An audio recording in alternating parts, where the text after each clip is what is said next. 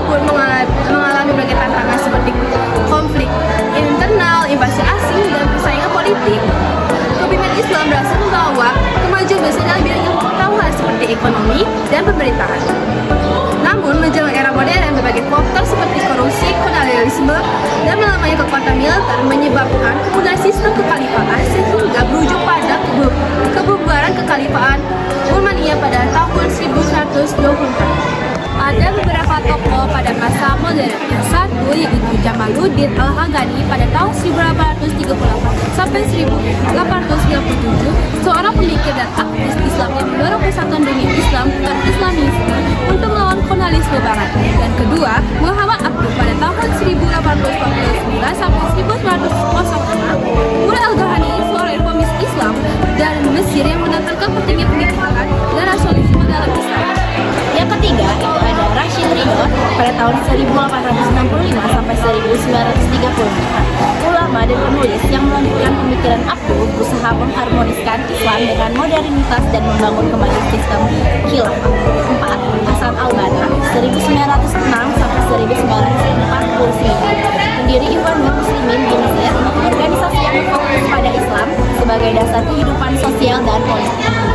Selanjutnya ada Abdul A'la Maududi yang lahir pada 1903 dan wafat pada 1979.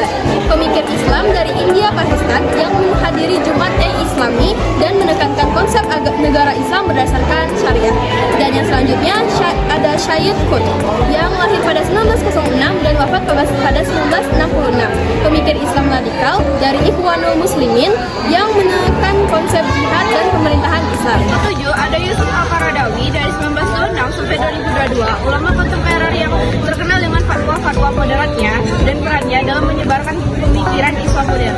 Yang kedua adalah kondisi Islam pada masa modern. Masa modern di sejarah Islam dimulai pada abad ke-18 hingga saat ini ditandai dengan adanya tantangan kolonialisme, kebangkitan reformasi, dan perkembangan teknologi serta globalisasi.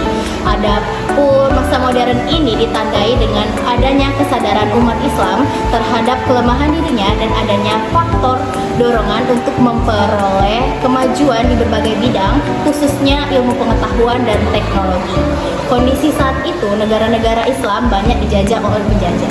Untuk memulihkan kembali kekuatan Islam dilakukan dengan beberapa usaha. Usaha tersebut dikenal sebagai gerakan modernisasi atau pembaruan yang didorong dengan 3 faktor.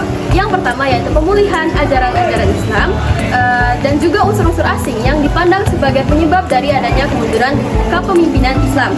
Yang kedua yaitu menimba gagasan-gagasan dan juga ilmu pengetahuan. Hal ini dilakukan dengan mengirim pelajar Islam oleh pemerintah Turki, Mesir, dan juga Hindia ke negara-negara Eropa untuk menimba ilmu pengetahuan.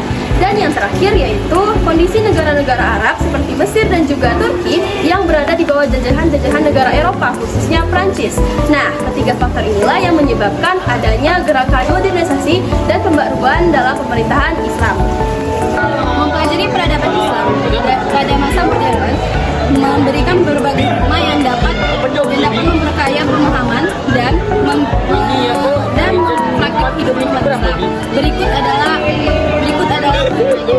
yang pertama, integrasi ilmu pengetahuan dan agama. Yang kedua, ada pengajian dan mendalam terhadap sumber agama. Yang ketiga, pemahaman komprehensif tentang ilmu keislaman. Yang keempat, ada pembelajaran dan sejarah. Yang kelima, ada berpikir dinamis dan progresif. Yang keenam, ada berkuat ukhuwah. Dan ketujuh, menumbuhkan kreatif dan inovasi. Saya di sini akan menjelaskan pengaruh Islam pada masa modern di Indonesia sekarang.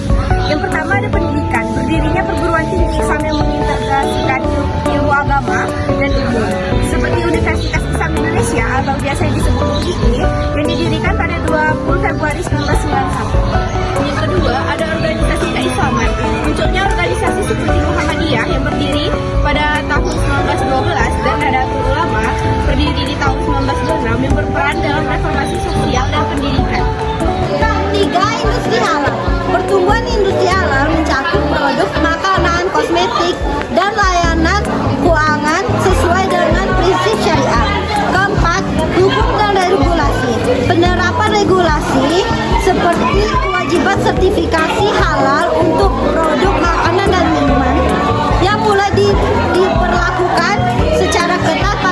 17 Oktober 2024. 5. Dialog antaragama.